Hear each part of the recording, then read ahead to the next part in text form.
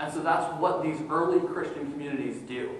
As the apostles spread their message to cities throughout the Roman Empire, people hear the teaching and they start to form these communities where people come together in these parties to celebrate and remember Jesus Christ.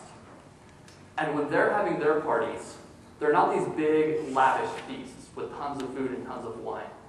They're simple meals of bread and of wine. And that's probably about it. They maybe have a little bit of olive oil, maybe a little bit of salt. But there's not a whole lot of really good food on display here. And when they come together for these meals, there's not this distinction between who gets the better place, who gets the better food, who's more important at this meal. Because that's not what they're about. They've been taught that in Jesus Christ, there is neither slave nor free, female nor male, Jew nor Gentile. That in Jesus Christ, they're all brothers and sisters. And so when they come and they share their small meal of bread and of wine with one another, they're showing each other that kind of love. And they're showing each other what it means to truly be a family brought together in Christ. The problem is that Rome is not really too thrilled with this. Because Rome is still having its own parties. Rome is still throwing its huge public parties. But now the Christians aren't going to them anymore. And now the Christians are having their own parties. And at these parties, they're showing a different idea of what it means to be equal, and what it means to be family, and what it means to be brought together. And at these parties, Rome is especially not thrilled because at these parties, they're celebrating a guy that Rome executed as a political criminal. And they're coming together and they're saying that this Jesus, a poor Jewish carpenter, which is nothing like, there's no emperors who are anything like a poor Jewish carpenter, that he's more powerful than Rome's instrument of control, the cross. Because when Jesus gets killed, the Christians say, that's not the end of the story. He just gets back up again. It's no big thing. So Rome is upset about these parties. They're not too thrilled. And it's important for a moment to remember that in the Roman Empire, people actually did have a kind of freedom of religion. Because if you lived in Egypt, you could worship your own gods. If you lived in Persia, you could worship your own gods. The Romans actually took the Greek gods and renamed them and made them their own gods.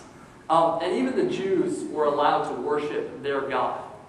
But the one thing you can't do, the one thing that will get you in trouble real fast, is if you challenge the Roman Empire and say that the way they're doing things isn't the way things are supposed to be done. And that's what the Christians are doing when they're having their own parties and saying that this is how it should be and not the way Rome is telling us. And so the Christians start to be persecuted. They start to get, they're arrested. They're dragged before the courts of the emperor. People start to slander their reputations, coming up with all kinds of lies to make up about the Christians. And some of the Christians are even executed, killed as threats to the Roman Empire. Because the authorities are trying to turn the heat up on these Christians so that they'll stop going to their parties and start coming back to Rome's. But Rome actually has a two-pronged strategy to getting Christians out of these parties.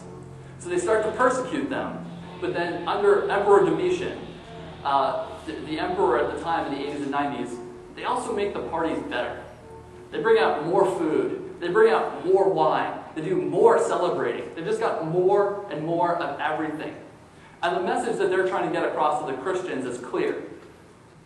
You can not only stop getting arrested if you abandon your parties, but you can be having a lot more fun if you come over and enjoy our parties. We've got even more wine and even more food than when you remember from when you were last going there. And some of the Christians do give into that. Some of the Christians are seduced and are tempted by what Rome has on offer.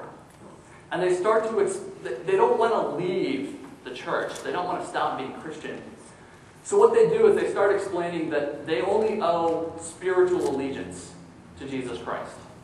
Because their spirit needs to be committed to Christ, but their body and the things that they do with it don't need to be committed to Christ.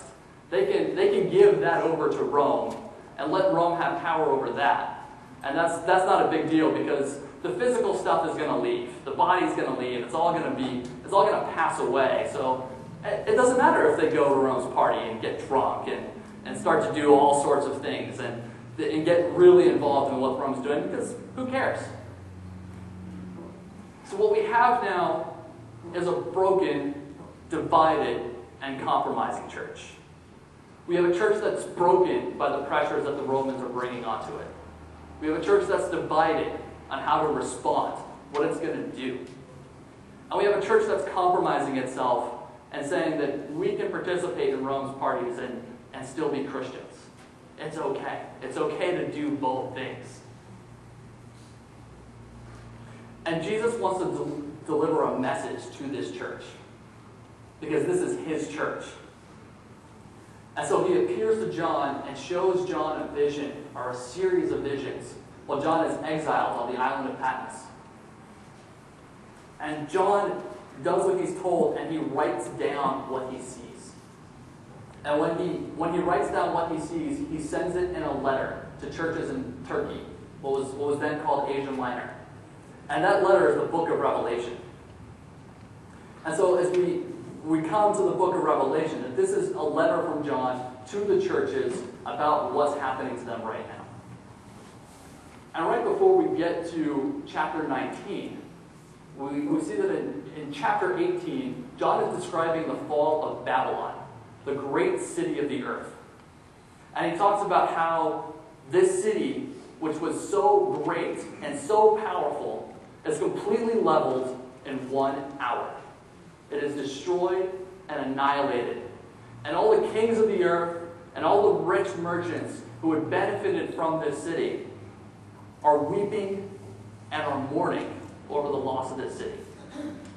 Now, what you have to understand is that John was concerned about who was going to be reading this letter. As this letter is going out across the Roman Empire, a Roman soldier might stop the letter carrier. Or when the letter arrives at a church, the Romans might come in, break into somebody's house, and start searching for rebellious literature, things that made rebellious statements against Rome. But if they read what John's written, it's about Babylon. Babylon was a city that had fallen hundreds of years ago, and that it was known that the Jews did not like Babylon. So they're looking through this letter, and they're thinking, oh, here's something about Babylon falling a few hundred years ago. We'll move on to the next thing. But for the Christians who were versed in the Hebrew Scriptures, who understood the Old Testament, they knew that Babylon wasn't referring to a city hundreds of years ago. Babylon was referring to the world empire that at that time was demanding their worship. And that was Rome. So when John is talking about the fall of Babylon, he means that the city of Rome is going to fall. That its power is not endless. It is not the eternal city, as it likes to be called. That its time will come. And that at that point, that's when the kings and the merchants who were part of what Rome was doing would weep and would mourn.